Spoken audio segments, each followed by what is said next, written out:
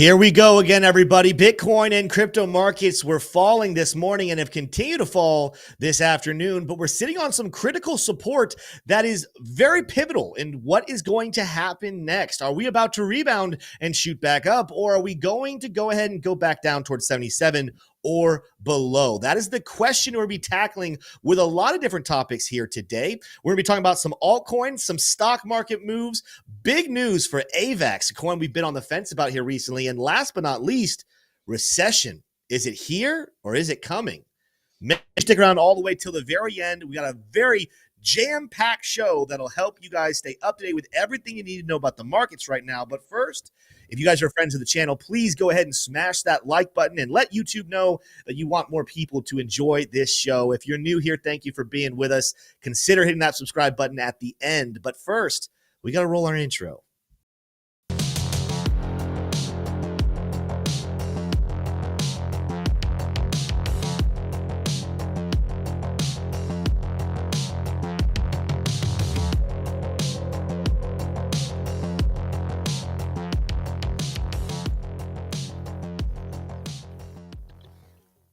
Welcome on into the Investing Bros live show. We're going to be getting right into the thick of it here in just a couple of seconds. But first, I'm going to introduce my two favorite co-hosts. I got Smay, I got T. Shroom. Smay, how you doing today, my friend? Very good. A man of few words, but of a great disposition. T. Shroom, how are you feeling today, my friend? Hey, Tim, I'm feeling better than I deserve. I really am. I love to hear it. Love to hear it. Guys, we got a brand new structure for the show today. Let us know in the comments if you guys like it. We make changes from time to time to give you guys the best, most impactful information that we can. Smay's going to be back around asking some questions here later. But instead of going into just the headlines and then going into charts and then having some conversations later, we have 4 conversations to have today. I'm going to lay them out for you right now, and then we're going to get into it. First of all, we got some numbers coming in on the economy overall. What does that mean for the stock market, for the crypto markets? What is that going to look like in a little bit? What's the support resistance levels there? Crypto getting a green light from, I'm going to state the source, but very good news long term. How does that impact some of your favorite coins right now?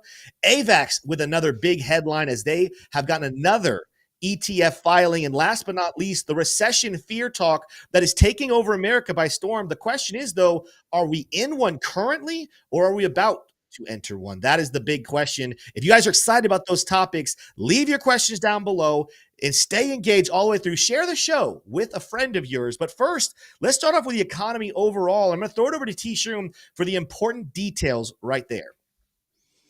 Absolutely, Tim. Well, we had a warm print today. The February PCE inflation print came in warm, not hot, but not a meat. PCE actual year over year was 2.5%, in line with expectations, which was 2.5%. Pretty good so far. But core PCE, it rose. It rised year over year 2.8%. The expectation was only supposed to be 2.7. So I'm calling it warm. Is it hot? Well, if there's only choice between hot and cold, yeah, it was hot. I'm T. Shroom, though. I'm calling it a little bit warm. Now, on the other side of this, we got some other data from the government, and that is actually this here. Seeing a lot of fun foreshadowing there for some of you all. But FDIC, the FDIC says banks can engage in crypto activities without prior approval. We're going to come back to this in just a few minutes, but it's actually this information here from the EU, so from a completely different government that comes in along with that inflation print, the European Union to make trade concessions to avoid U.S. presidential reciprocal tariffs. This is a pretty big deal. This is essentially what is needed for bullishness to return to risk markets. Tim, how are you reading these two data prints of the inflation coming in a little bit warm, as well as the Eurozone, the European Union, going ahead and doing the right thing in a lot of risk takers' eyes, and how are markets reacting? Yeah, so the starting off with the PCE numbers that we came out earlier, we discussed it this morning during our live trading show. Again, Monday, Tuesday, Thursday, Friday, we're going to be live trading at 9 a.m. Eastern Standard Time all the way until 11 a.m. So come join it. We saw those numbers this morning. And yeah, the core PCE coming in a little hot. The rest of the PCE numbers kind of as you would think. You pair that with the other day, though, when unemployment numbers we're a little better than we would originally thought. If unemployment's coming down and inflation potentially is giving us a scare to the upside, that should have an impact on Jerome Powell and the Fed, and not the impact that we want. It could encourage them to continue to believe that maybe we need to keep rates higher for longer because inflation is the bigger issue. This is going to cause a lot of fear about stagflation. People are going to be very concerned about entering that state. I think it's a little early to say for sure that's the problem. Also, inflation, even though it's not where we want it to be at 2%, it's not crazy high. Neither is unemployment. It's not like we're talking about a 4% inflation with 5, 6, 7% unemployment at the moment. Both of those numbers are staying pretty low. That being said, I don't envy Jerome Powell and the Fed. They have their hands full when it comes to what to do with the interest rate. I know a lot of people wanting them to cut it. That would put a little spark to the markets. That's not my job. Let me know in the comments what you guys think about Jerome Powell and how he's doing and what he should be doing here in the next meeting in May. When you move over to the tariff conversation, that is the big topic that really did probably cause a lot of the crashing that happened last night in the crypto markets and then early this morning in the stock market. Let's go ahead and go over to my screen here. And instead of starting with Bitcoin, we're going to get to Bitcoin in a second, but let's start off with the S&P 500 and just how the economy's performing overall right now. This morning, we opened up and have dropped from 5,679 all the way down here to 5,589. So more than 100-point drop on the S&P 500. A lot of that kind of reacting to yesterday's freak out. Like yesterday, we heard the news about the auto tariffs.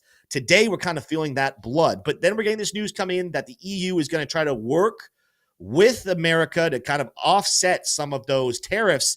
And that's just an overall positive thing. I mean, I think that's ultimately what the tariffs are put in place to do, is to negotiate the best trade deals for the United States. We continue to hold out hope that that's exactly what's going to happen. But with that said, you do not want to be unaware of the different situations and levels of support and resistance going on the S&P 500. Now, again, we haven't done a lot of technical analysis here. Get ready in the coming days, weeks, months. We'll talk more about the stock market, maybe not more than crypto. We'll kind of have a nice balanced approach. But we're in a place right now where, again, we're going to talk about later with the recession discussion. What the stock market does is going to have a major impact on what crypto does, right? We're going to be seeing them treated hand in hand, going alongside each other. So it's very important to have a good understanding of where massive amounts of wealth are moving. You can see we had a very good resistance level touch just the other day. This was a target. If you guys were trading with Luxalgo, we had a very beautiful daily buy signal on the Luxalgo oscillator. Guess where it said the resistance should be, though? It said right in this camp, former support level from back here on January 13th. Right around 57.83. Sure enough, that's exactly where we rejected here just a couple of days ago. And now with that touch, you can see we're forming a longer term bullish formation, but a falling wedge pattern on the S&P 500. And what we're going to take a look at is some major levels of support and where the crucial decision point is going to be. Now, unlike the crypto market, I'm going to talk about Bitcoin here in a second. You guys know I'm still watching the 2-weekly smart trail for Bitcoin and saying we haven't touched it yet. We probably want to. We have touched it here on the S&P 500. Coming down, we wick down here to 5,500. That is the bottom of this 2-weekly smart trail that we did get after a sell signal came in a couple of short weeks ago. So will that level hold, or will we drop to the downside? Why is that level so significant? Because it's not abnormal whatsoever. Let's go back to the daily chart here and let's turn Luxalgo off for a second. It's not abnormal during bull trends and bull markets for the S&P 500 to pull back 10%. I'm not going to take credit and say like I'm the genius on this one. This is something we learned from our good friend Stocks with Josh, who of course has been following the stock market for a very, very long time. You can see here, this right here, 9.7% back here in July of 2024. You go back to previous times, again, not bear markets necessarily, but right here, this is during the early stages as we were rallying again. S&P 500, nice 10.93, so pushing towards 11. We'll call it 9 to 11%. These aren't bear market moves, but they are normal, healthy corrections within a bull market. That's where we're kind of sitting right now. That's where this level, that 2-weekly smart trail, is sitting right on the cusp of. It's saying that we have been down here about 0.62%. If we begin to drop, all of a sudden, you do get yourself into territory of asking, is the stock market going to be entering a bear market? And bear market moves can be a lot more aggressive, more like 20%, 20 to 23% historically. You have this 20 Oh, a little larger on this one, but this one right here, 27%. If you come back here, I'm not going to count the COVID time because that was just a nice little mini flash right there. If you come back over here and you're taking a look, let's see here. Where was the last one I was looking? We'll go back all the way over here to 2008, actually, is where I'm going to kind of go back all the way to. There we go. That one's going to be a lot larger there. This one, I think, was a 50% one. Man, I got to connect these notes here for a second. There were several pullbacks in here. There we go. This is probably going to be one right in here. Back in 2018, yes, mini recession, 21%, right? Small. Some people called it a recession. Some people didn't. It was a little bit of a pullback here before we continued the upside. Long story short, 10%. Not a big deal. They can continue to have their strong bullish momentum. When you lose that level, though, that's when you start to worry about that bear market. A mild one in the world of 20%. That's going to be a target to watch. Can we go back to the levels of August of 2024 and be down 16? A 20% move would be more like 4,800. That's when we're going to start watching. But between us and there, even if we lose this level, this 5,500, there will be two major levels of a bounce more than likely. First of all, within our falling wedge pattern, there's a nice little zone and a block right in this camp around 5,400. This would make a lot of sense to come down, hit that green support band, and then make a move to the upside. But I want to be just warn you, even if we make a move up, we will be faced with several resistance levels. And the main one is going to be coming in right here where we do have a breaker block. We do have former support. Once again, even if we go to the upside, that might be a good place to take some profits because, again, if we start to lose these support levels, making further moves to the downside will be on the table for the S&P 500, okay? But that's what we're looking at right there. Major support at 5,400 and 5,700. Those are lost either direction. We'll talk about the more extreme ones like new all-time highs or maybe making a longer, short bear market, but longer term bear market move for the S&P 500. That's where the economy is sitting. What about Bitcoin? What about crypto as a whole? A lot of you guys come in and you want to see my Bitcoin technical analysis every single day. You know that I've been talking about the two significant levels right now is Bitcoin has a certain call on the 2 daily chart to make its way all the way up here towards 91,000 to potentially as high as 94,000. Okay, that's the resistance now sitting above our head. We could go all the way up there and not break the bearish structure that Bitcoin is under.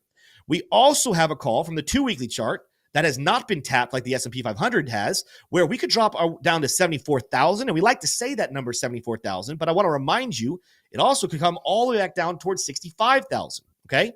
This would not be a fun situation. A lot of Bitcoin holders would freak out, probably capitulate.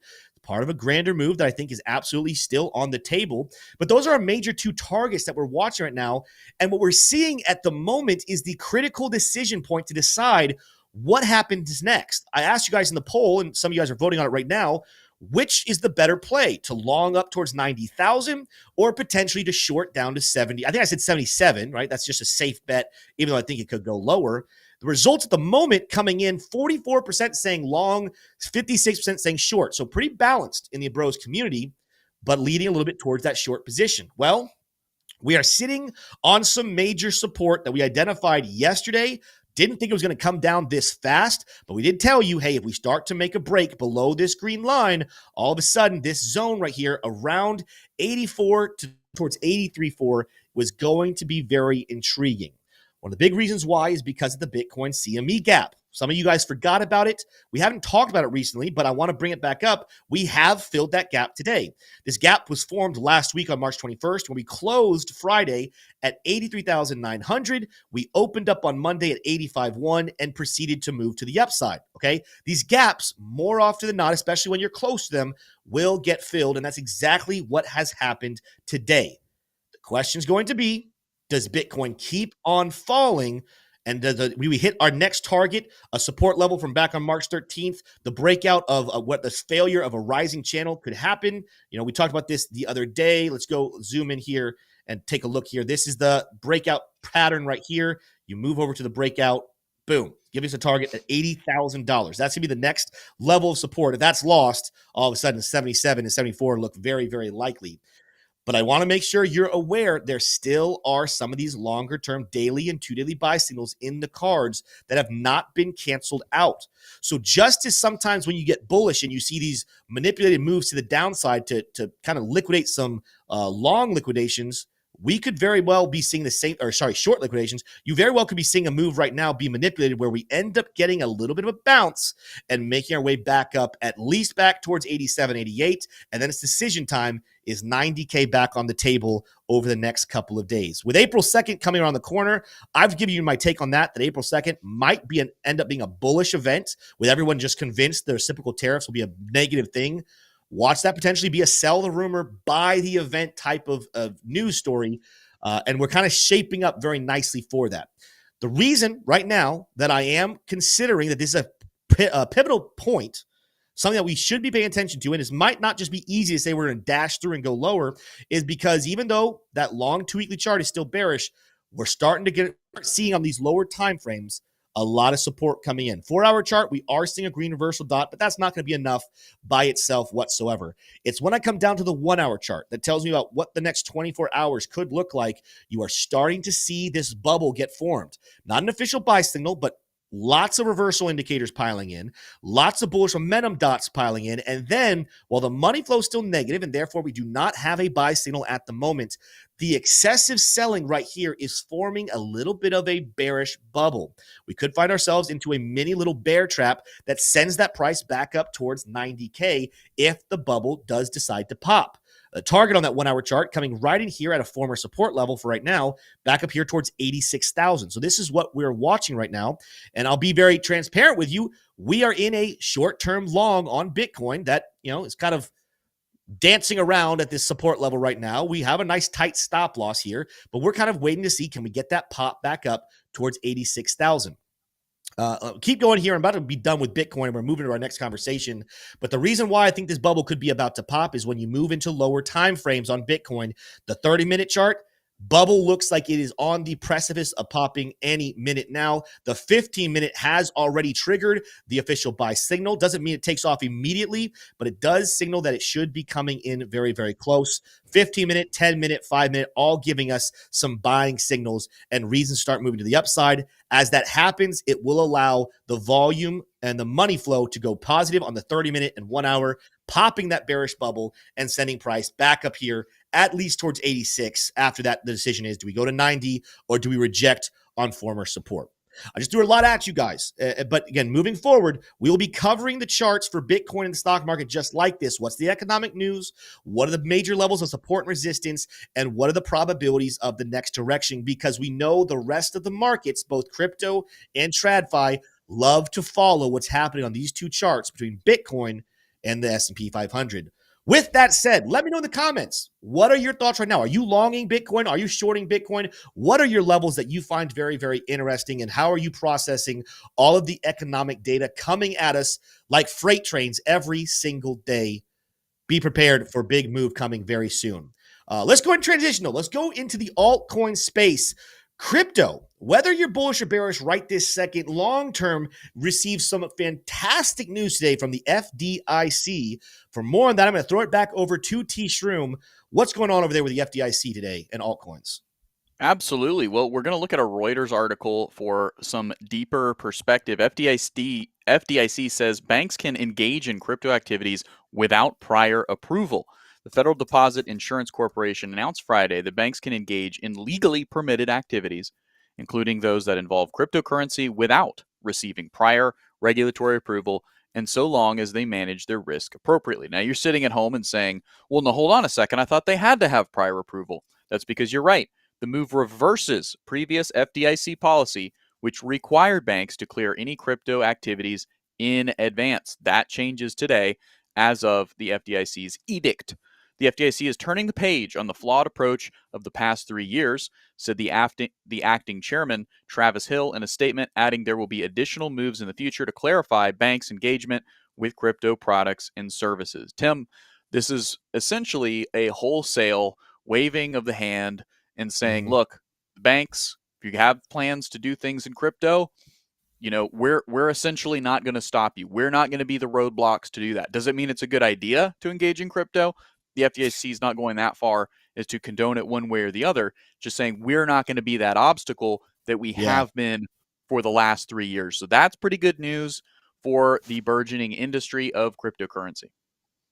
Yeah, I mean, just like a lot of the other news coming from Washington on a daily basis with the friendliness of regulatory clarity in the crypto space, it's not an immediate boom to bullish upside. It's a long-term perspective.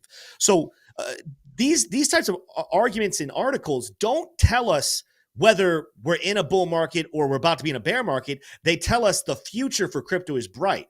Whether we have another 6, 7, 8 months of downward price action or whether we're ready to start tomorrow, long term, this should make you excited about crypto holdings. That being said, it does not have any type of bullish flash. And I want to be very clear with people. You guys know that we have been tracking a while ago. We were tracking when alt season would start. And we go to my screen here. I want to show you a chart that's very important here and what it's telling me right now, the Bitcoin dominance chart. I'm going to get rid of that line right there. The Bitcoin dominance chart is one of the biggest charts to know when are altcoins going to take off and go crazy. Because news like this FDIC green light are going to benefit, especially the institutionally friendly coins that banks are going to want to offer to their clients. That being said, we got a fake out back here. The 4-year cycle suggested end of November, early December really should have been the time for an altcoin season. And it really looked like we were going to get one as the Bitcoin dominance over a period of a couple of days fell by 11%, very in line to what traditional alt seasons look like. Right? I'm going to bring you guys back over here in just a second. But what I wanted to kind of point out here is, of course, since then, we have risen back to the upside, hitting cycle highs. And the news for altcoin season keeps getting worse and worse as the Bitcoin dominance chart continues to climb. Now, I want to pause here for a second. I don't like this chart right now. I don't know why this is doing this. If I'm looking at this, this would make you suggest that today's candle, the highest we got in the wick was only 62%. That's not true. When I was doing the live show this morning, we were sitting over this red line right here, right? If I go to the hourly chart, it'll tell you we got up here to 62.16. Okay. I don't know why the daily chart removed that information. Whether that, whatever's happening there, I don't know, but pay attention to what I'm going to be drawing here. This formation where now the Bitcoin dominance has rejected 1, 2, 3, and this one really is 4. 4 times we've rejected in this world of 16 or 62, 15, of 62, 15, something in that range. Flat resistance with a rising support level. Every time we reject, we keep getting higher with our pullbacks. This is called an ascending triangle. Ascending triangles more often than not break to the upside. And what you do is you take the opening of that volatility, you move it over to a potential breakout spot, and this would give us a target that Bitcoin dominance should be going back up over 64%. Nothing's clear here. Nothing's for certain. Some of you also might be saying, all right, does that mean, Tim, that alts are about to crash majorly? Well, it's not that simple. And we're going to take a look at some altcoins here in a second that I think still have very bright futures, and I'm gobbling up every chance I can get. But I want to go back into historical analysis and show you guys, as I did this morning during live trading, just because the Bitcoin dominance is making a fast ascension once again doesn't mean altcoins have to suffer. So, for example, this little surge right here, altcoin season in 2021 started in January. January 2021, Bitcoin dominance fell off a cliff. Altcoins went berserk. That began a massive frenzy for the crazy bull market that happened. But you can see here between the early days of September of 2020 to the end of that year, we had a massive increase in Bitcoin dominance. Well, what did Bitcoin look like during this time? Let's go take a look at that Bitcoin chart. Bitcoin chart during this last big push before alt season would climb from right down here, again, early September at $9,800, all the way 325% gain up to 42,200. Am I saying that Bitcoin's about to rally 300%? That's not what I'm saying. But I am saying just because Bitcoin dominance climbs does not mean Bitcoin can't get very explosive. And in the same breath, let's take a look at the queen of crypto at the moment. We'll have some hard conversations about Ethereum here later on. But Ethereum, how did Ethereum respond while the Bitcoin dominance chart was climbing to the upside? Did it crash? Did it go down? No, it didn't have as impressive a rally as Bitcoin. But again, go back to September 2020, right in here. Ethereum between September and January, find these dates right here, right there, boom, 138% moved to the upside. Not as much as Bitcoin, but it still was bullish. Well, what's the overall point here? What am I trying to get at? As this Bitcoin dominance climbs, it's not necessarily time to just go crazy pouring into a bunch of small cap altcoins, meme coin, crazy plays. It's a time to double down on your legitimate plays, including Bitcoin. And then when we hit these targets back up towards 64, then we might be saying, all right, let's find potential big plays that are exciting, yet have smaller market caps that we can make a whole lot of money for a true altcoin season. Things like this FDIC news will spark big moves for coins like that. But with that said, I want you guys to know Bitcoin is going to be your best bet right to be investing in. It is going to be number one. There are altcoins out there that I think are legitimate. And I'm not going to cover every single one here today. There will be a video coming out tomorrow on how I would spend $100,000 on cryptocurrency right now. So stay tuned for that, for a Rate My Portfolio video coming out at 11 a.m. Eastern Standard Time. But let's cover a couple coins here that I do think are worth your attention to look for further dips to keep buying.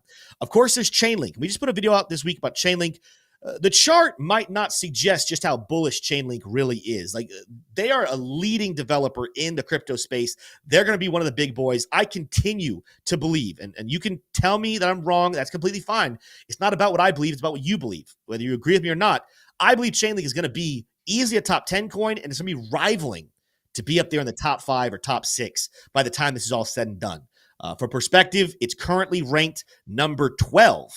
I think it's going to be jumping a lot of coins in here. Let me know if you agree with that one. But anyway, what we need to look at with Chainlink, let's check out the charts here. Just like Bitcoin, it was in a rising channel, rising wedge pattern. It is breaking to the downside right now. We are in a long on that one as well based off of liquidations. But let's start to take a look at some major support levels here on some intermediate time frames like the 4-hour chart. There we go. Hitting a breaker block right in here. If we keep on falling, again, trading similar to Bitcoin is the right way to trade Chainlink. But if we keep on falling, there is going to be some support here at 1360. And people have been asking me, how low can this actually get?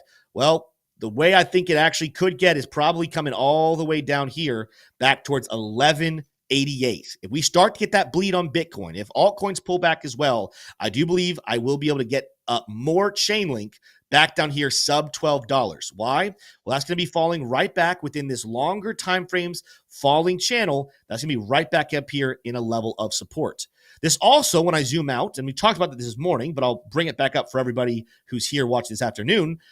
This also is a serious level of fixed range volume. People always ask, when you're looking at pullbacks, what are some of the greatest tendencies to look for support and resistance? And while I love Luxalgo, Luxalgo does very, very well. Luxalgo really helps me with trading. It doesn't necessarily always give me the greatest example of where I have long-term major support resistance bounces. The level I'm looking at, kind of very similar to where we wicked, I look for gaps in the fixed range volume. The next gap down, as we're kind of sitting right on top of a mountain right here, is going to be down here, guess where? Around 1181. Around 1181, we had resistance in this camp. We've had support in this camp several times. That's going to be my major target. I think if Bitcoin does make its way back towards 77 and 74, that's going to be where I expect Chainlink to be. If Bitcoin goes lower and if Chainlink wants to go lower, I will be looking at 958 and 864. These are levels to keep an eye on for Chainlink. But I want you to know the most legitimate one I'm watching at the moment still is in this world of 1189. That being said, as we said with Bitcoin, just because we see those major support levels down low doesn't mean we're going to head straight for them. I want to remind you, just like Bitcoin is still under some major buying levels, so is Chainlink. Chainlink, with that daily buy signal, we have resistance sitting in the world up here at $17. I still think there's a chance that we could see in the next couple of days a little move up for Chainlink, hit some resistance, not break the bearish structure, but maybe after that's when we make the decision. Do we keep going to the upside and go to new highs, or do we make our move to resistance and then we make our play to come back down sub $12, just like Bitcoin to 77? Okay, so that's my kind of watch right here. I still think there's areas to look for a potential long back up towards 17. I definitely would say back up towards 15.5 would be a level I'm keeping an eye on. But my next big buying level, my spot buying Chainlink level, is going to be coming down here around $12 because I still believe in this coin very long term. SUI, we made a video on SUI the other day that has played out almost beautifully. Now, some of you might say, Tim, wasn't that video you talked about a $4 prediction? I did talk about a $4 prediction. I talked about the charts that are developing here for SUI that could make that move.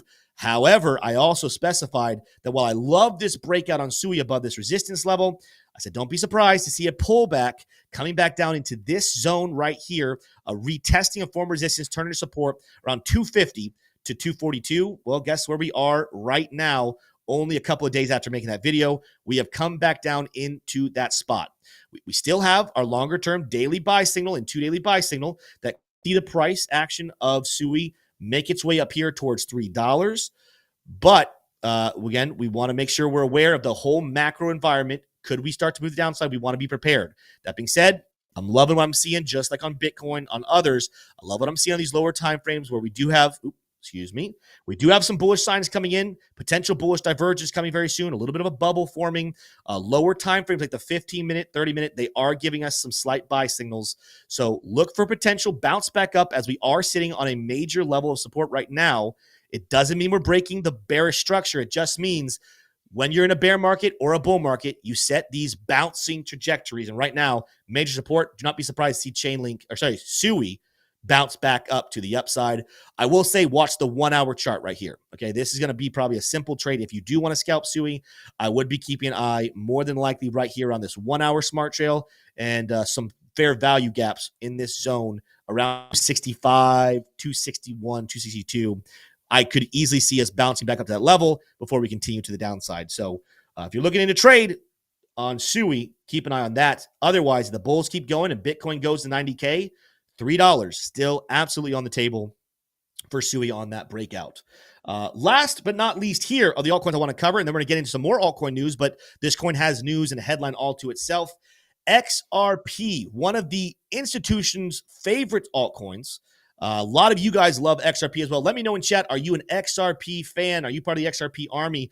One of the few altcoins that, yes, we're trending down right now, but is not in a bear trend, right? Bitcoin and Chainlink and Ondo and all these other, they've been saying these lower highs and lower lows for a while now. As a whole, we're still consolidating on Bitcoin, on XRP, in a much larger move that could be taking us up north of $10. I'm not here to talk about north of $10 at the moment. What I am saying is we kind of need to redraw some trend lines right in here. This is going to be a new zone to keep an eye on. We still have this major level of support. Let's take a look here at some different things going on with the charts. And this one, we might even look at some liquidations as well. But we're going to see some major support here in XRP. If we do keep dropping, major support, buying levels wanting to come in on this order block down in the world of about $2.03. To the upside, we still are underneath this resistance level right here. And depending on where I go to down here and turn on some liquidations, we're going to probably, there we go. Order block liquidations. We might pop up just a little above, but I'm going to be watching. This could be a very interesting zone in XRP for resistance up here. Let's turn that red and turn off some of these tools so we can see it more clearly.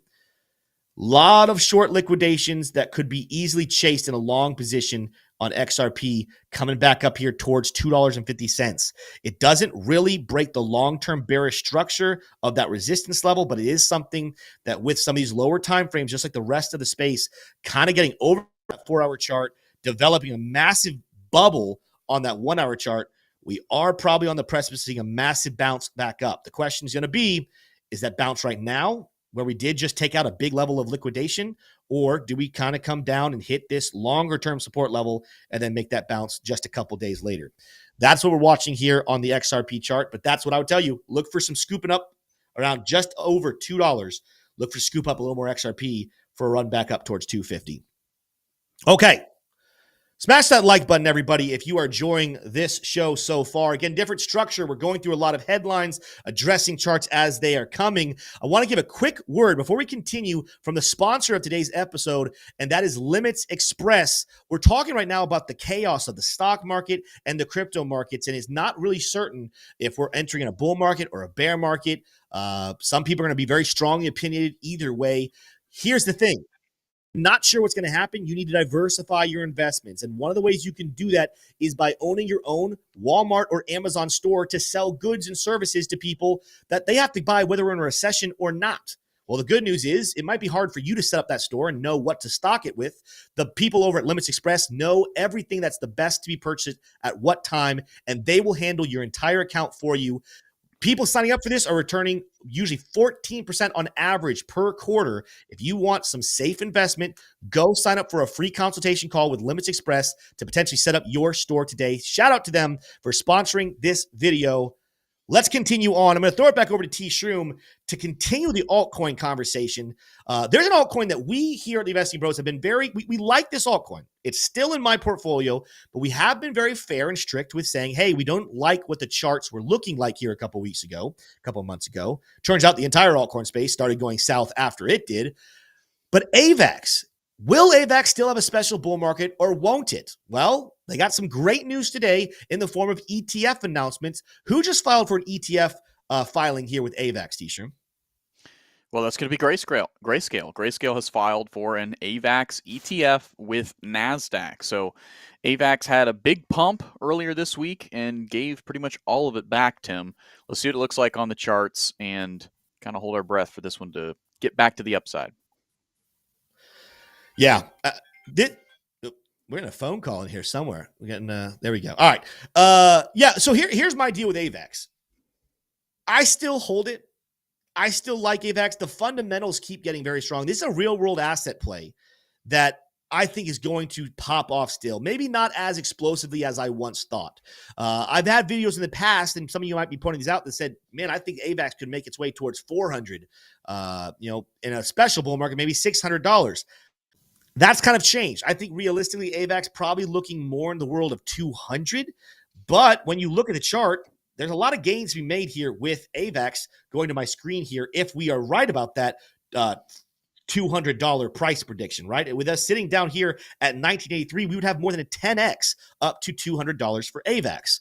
That being said, we'll keep that for another day. We're not here to talk about bull market price predictions. We're here to talk about what is the major support and resistance levels. If you do like AVAX and you are looking to scoop it up, what's going to be your best bet in the next couple of weeks to buy some cheap AVAX? Well, really cleanly, we're in a long term. Like this is very long term. From back here in November 2023, we're in a falling channel at the moment. And while we did recently bounce here on March 11th on this green line, if Bitcoin makes its way to 74, we easily could come back down to these levels. I would absolutely tell you, keep your eye back around 1536. Let's turn on some of these indicators, kind of see what is going on here. Let's go out to the weekly chart because it is such a long time frame. Ooh, a lot of yellow popping up right there. These are what we call bullish breaker blocks, former order blocks that should have been used as resistance. We've broken through. Like I said, we're tapping into this lower one right here. So this is still this whole zone, as I turn those off, because that's a lot going on. This whole zone is long-term major support. If I go out way out to the 2 weekly chart, the smart trail, we broke that here a while ago. Let's go monthly. Are we still, there we go. Monthly smart trail is what we're bouncing on right now. This would suggest there's not a whole lot lower for AVAX to go macro term. Could we come down here towards 1231? Absolutely. We could with that monthly smart trail. But I'm sitting here watching this and saying we did kind of break up. We had a nice daily buy signal. We hit that strong. There we go. We hit that strong smart trail. We're rejecting right now. Let's see where our kind of sell orders are coming in. We had our 4-hour sell signal. We hit that target. There we go. Let's go split this down the middle. 8-hour. Hitting our support on the 8-hour, 12-hour, hitting our support on the 12-hour. This would suggest short-term, this is a major level of support. If you're looking for a short-term scalp long, that's a level of support right here on AVAX that is very, very Gucci. I would look for a long position based off what I'm seeing right here if I wasn't already in a lot of other ones at the moment. And I don't want to spread myself thin with all of the scalps that I'm in at the moment. But AVAX looking very, very good right there, hitting some 12-hour, 8-hour, 4-hour support level right in this area. If we do make a move to the upside, if we make a move downside, we're coming back down towards 15.4. If we make a move to the upside, what are we looking at right now? Just like the rest of the crypto space, bullish bubble is starting to form right here with at least a target back up towards 20, almost $21 here on the 1 hour. Let's check the 2 hour. Is there a bubble on the 2 hour? Not quite the same. 1 hour is the one I'm kind of watching here. I would say keep an eye out here. Let's go with a couple of things. Equilibriums in this camp. We have a good little fair value gap right there, along with that 1 hour chart. So I'm going to put a little box right here for resistance. If I'm looking at a long situation right now, probably looking at this little target with a red box here. Boom. Let's go there. There we go. If I'm looking here, we're going to actually have to split this one into two little ones. Let's get rid of this for a second. There's definitely a little box right here. You could enter along right in this camp here. That's a nice little support level. If we lose this, though, I would watch this order block on the 1 hour chart all the way back down towards 1938 as the next entry. Again, I can identify the support resistance. I can't tell you when and how exactly it moves, but more than likely, what the heck? I keep grabbing the wrong tool there. There we go. More than likely, one of these support levels, we will see a bounce. Why? Because it's just not very common whatsoever in a bearish trend, which we are under right now, to just keep going straight down to that $15. We're going to see some form of a bounce back. We see that there's a lot of liquidity and a lot of reasons to have a major resistance back at this level. That's why we're looking for a long at one of these locations to head back to $20.92, $21 before we make our move potentially back down towards 15. With that said, I will be looking to add a little bit more to my AVAX bags with some of my dry powder. Should we hit that 1550 mark, which again, I think is still extremely likely. With that said, let's go ahead and take a break from AVAX and get into a bigger conversation that a lot of people are having right now. And I know a lot of you guys are toying with this. The question is, are we in a recession at the moment, or are we about to enter a recession? Go ahead right now in chat. Let me know your thoughts. Are we in a recession, or are we about to be in a recession? What's really interesting is we're going to look at two tweets here with T-Shroom.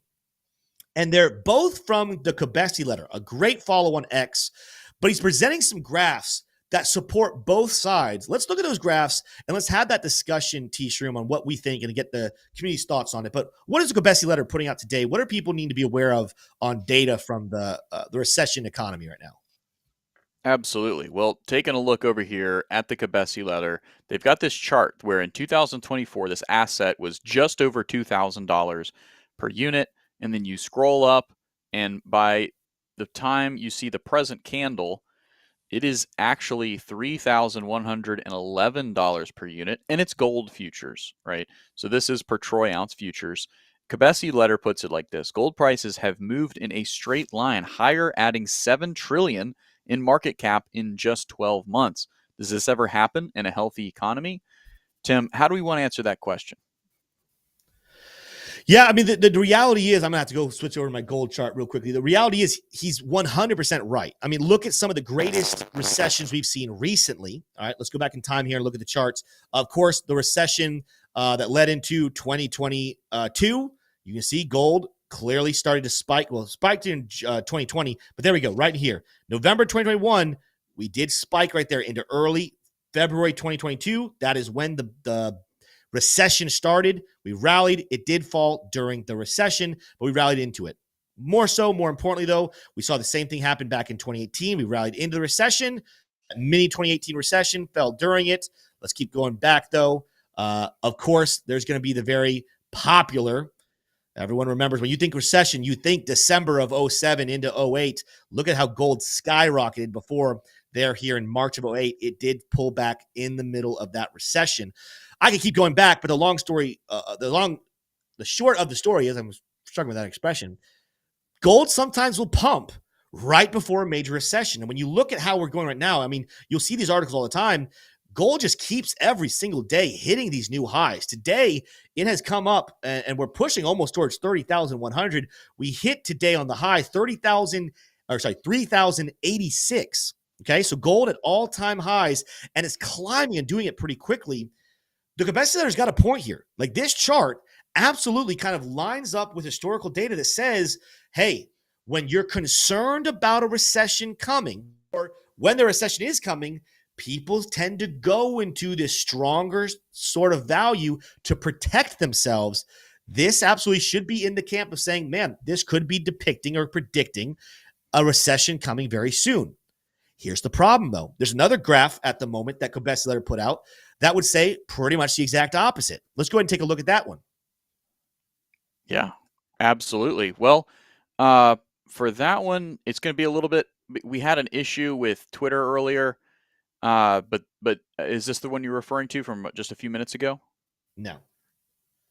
Let me see if I can find it. That's fine. Twitter was down at the beginning of the show, so it's possible that it's giving us some problems here. Let me see if I can find the one. Here we go. You can go to my screen here. All right. Yeah, I'll read this one and kind of get into it. So, Cabesi letter, same thing. U.S. investor sentiment is declining. Might not read this whole thing.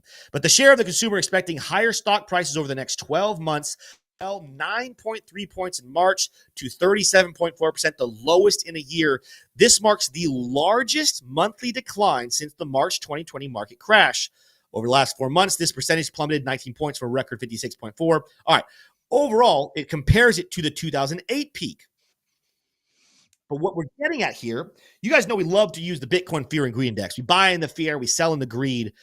This is almost the exact same thing, but for sentiment on the stock market as a whole. And again, while gold usually rallies up into a recession, and there's lots of reasons gold can rally, but it is one of the things it does. It rallies during in the lead up to a recession. What you'll find with this market sentiment on when people are bullish or bearish, the higher it is, the more likely we are into getting into a recession. As it crashes, that's the sign that you're in a recession. And then usually by the time the recession is over, you're bottoming out. Well, go back to my screen here. Just take a look here with me. Look at the times where we've seen these bottom positions: 2022, 2018, 2012, 2008, here in 03, 01. These are the sessions where the economy was performing pretty poorly. People, the sentiment right now saying that they are worried about the next 12 months of our economy, that is a lot like saying we are plummeting into fear on the U.S. economy as a whole. It's actually a good sign that the recession is already in the works. There's just this thing about how retail responds. They'll never let retail know a recession is coming. A lot of times, as you're gearing in a recession, you will see extremely high sentiment, like we just saw here earlier last year in 2024. We spiked to levels we hadn't been in a long, long, long time. In fact, according to this chart, we'd never been in, at least going back to 87. We were so bullish about what the stock market looked like. But those who were studying the data understood, as Chris from Bitcoin RA kind of pointed out yesterday, there was this bubble. There was this massive bubble, and we had to let some air out. And this is going to kind of pose the question, as people are getting very scared on how things are performing and watching gold go up. Let me know in the comments where you sit on this. And I want to throw it back to UT Shroom. This is the question of, do we think a recession is coming, which is what the articles are going to try to tell us, which is what they want to scare people into going. They want you to kind of move away from the risk on assets. They want you to get out of it. The markets are coming back down. They want you to kind of go into hibernation mode pretty much and be scared just so they can buy the dip and take us out, which is what always happens at the bottom of recessions. People like Warren Buffett, they buy when there's blood in the streets. They don't let retail guess which way the markets are going. And when I look at this chart, it very much makes me think, whether it's my opinion or not, just based off the chart, this would suggest the recession started a couple of months ago, not about to start in the next couple of weeks. What is your take on this chart and your take on the recession as a whole? Yeah. So that chart really doesn't do a whole lot for me, and the word recession doesn't do a whole lot for me in general. I think it's too abstract of a term. It has too much baggage at this point. As an investor in a high risk asset class like crypto, I'm sick and tired, and I honestly don't really care about whether there's a recession or there isn't a recession. What I care about is, what are the forces that are truly influencing the price of the assets that I own?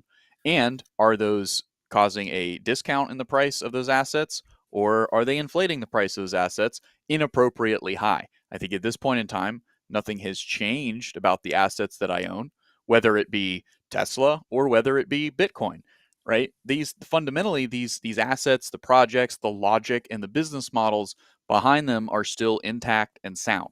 There are other macro environments, though, that influence the price per unit or price per share of owning exposure to the economic gain that can be experienced from these projects existing. So, recession or not, I know that I own assets that I have high conviction in.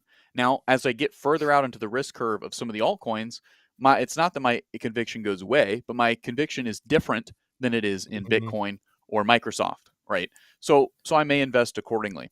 I may also invest a little bit different in some of the leveraged ETFs of an asset that I have high conviction in.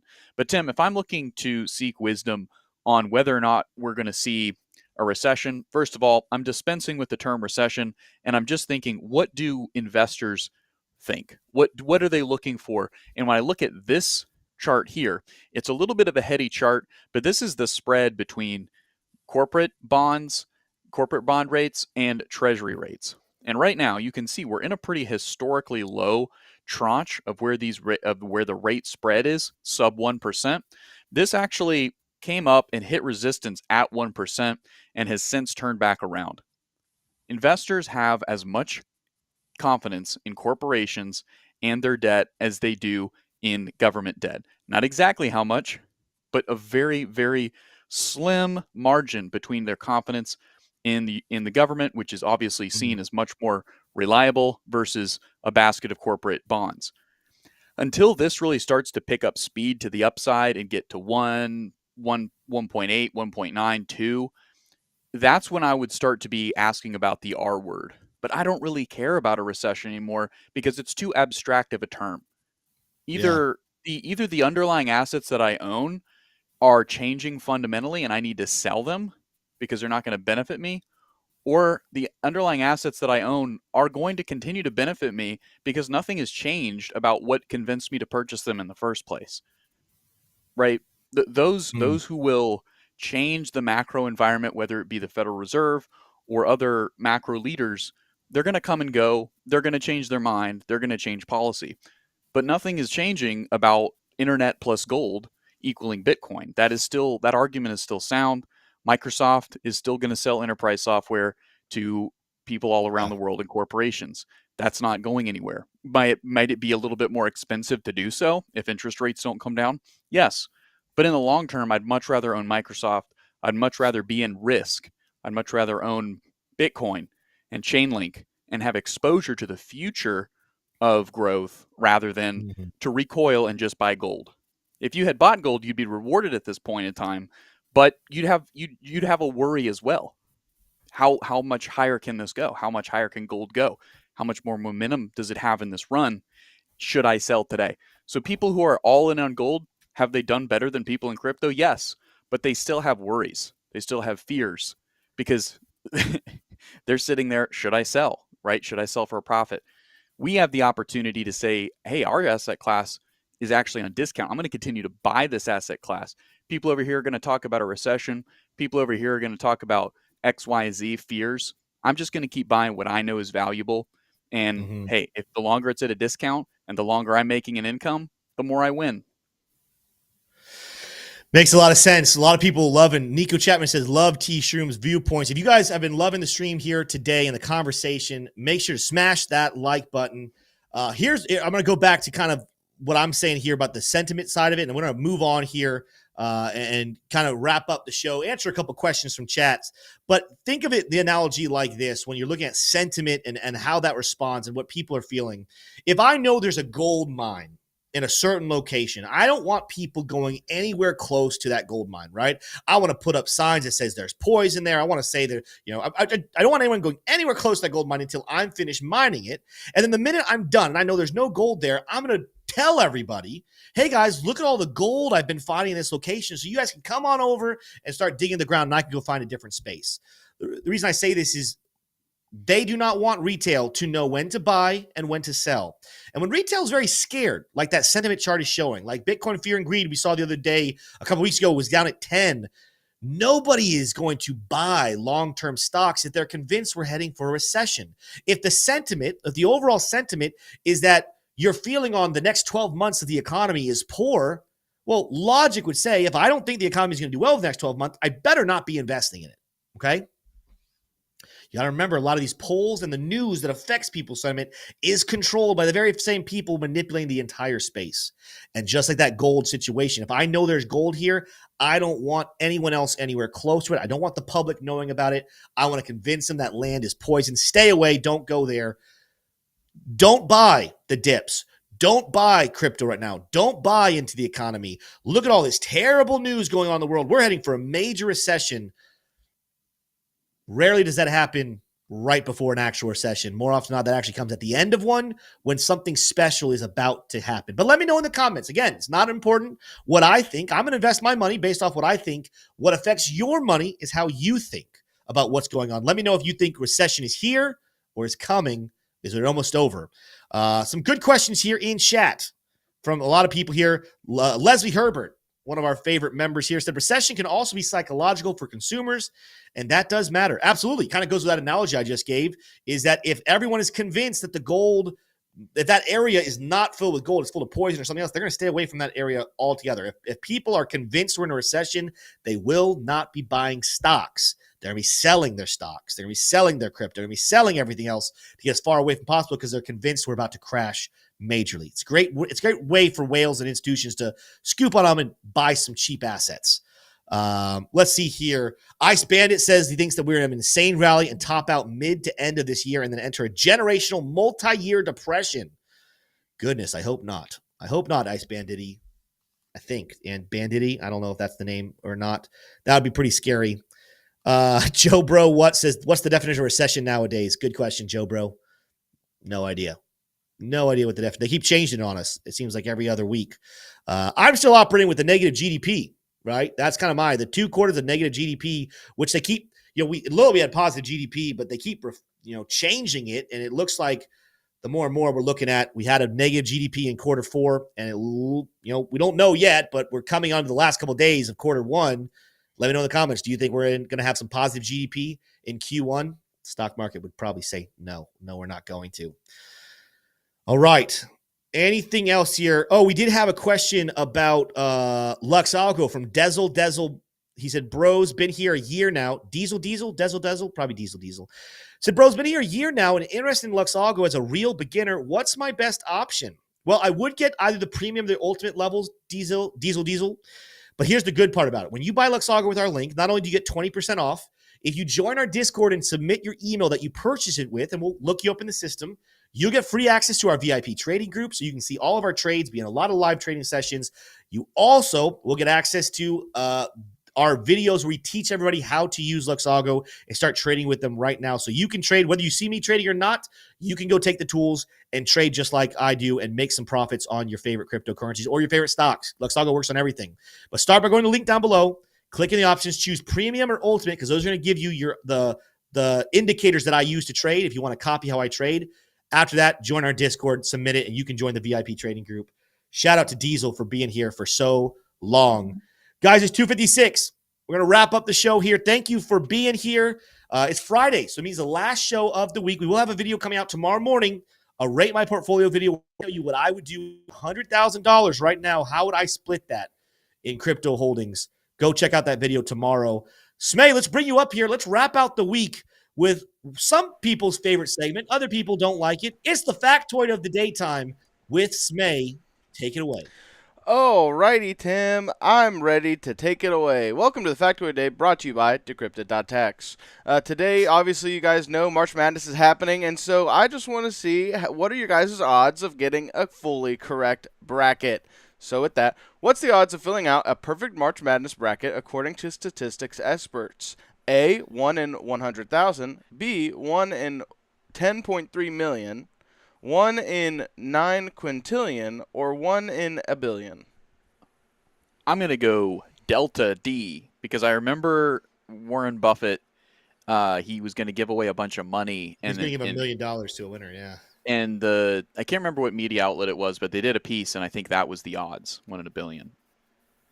I remember it being an extremely large number. The reason I'm leaning towards seed 1 in 9 quintillion is because I don't think it's the odds of it adding up to just 1 billion, probably pretty slim. Like, I'm looking at the numbers. I liked the 1 in 10.3 million, but I know it's way more than a million.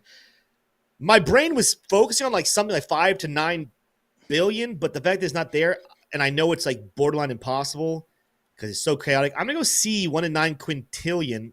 How many more is that than billion? Is it billion, then trillion, then quintillion? What comes between trillion and quintillion? Well, I'm pretty sure 1,000 billion. It's a lot of numbers. It'd be 1,000 trillion. Yeah, I think it's 1,000 trillion. I don't think it's that much. Wow. I think it's D, 1 in a billion, Smay. Let's see. I'm going C. All right, everybody. It is C. 1 in 9 quintillion. It's actually more than 9 quintillion. I actually rounded down the number so that it seemed less of a sticking out. So, Yeah, and I added the 0.3 to 10. So I fudged the numbers a little bit here. But it is 1 in 9 quintillion. Do I have a fact check for you? No, of course not. So anyways, back to you guys. Well, you know what, T-Shirt? I win this round, but you Yeah. win round. Your team's still playing in the tournament. Mine didn't even That's make the true. tournament. Smay's team, West Virginia, was the first team out. Literally, they were team number 65, and only 64 make the tournament. So sad day for us. Good day for you, Florida. How you feeling? Florida's going to win it all? They're going to take home the trophy this year? I'm feeling really, really good. There's a gentleman playing for the Gators. His name is Clayton, and he has a hot hand. He can hit those threes like nobody's business. And man, the Gators just look strong. They got good team chemistry. They seem really bought into the coach's program and strategy. And good. I think, That's but what you I was want in a also program. watching. I was watching some Duke highlights earlier today. My analysis doesn't stop there, Tim. Believe it or not. I was watching some Duke highlights, and Duke looks pretty strong too. So I think that's who's probably going to be in the national championship is Gators and Duke, and the Gators are going to take it all. I'm rooting for you. Go Gators. Go Gators. Go Hokie. Username. I love seeing username in chat. One of our mods. He just always likes to break my heart at every time he can. He never lets off for G and Tech. We'll be back someday, username. We'll be back someday in the near to distant future.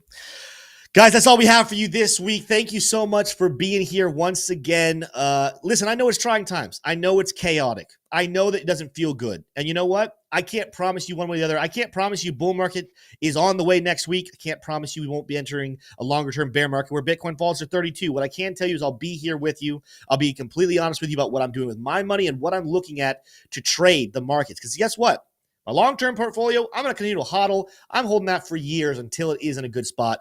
But you can always make money when you trade the markets. If you understand where the support, where the resistance, and the probabilities are, you can always find a way to make that money. Come do that with us. Make sure to smash the like on the videos, hit subscribe, hit the notification bell as well so you don't miss any of the content we put out. This is the time to lock in and earn every bit of the wealth that's coming your way over the next couple of years. Lock in, learn more about crypto, learn more about trading. We'll see you guys on Monday, same time, same place. Adios.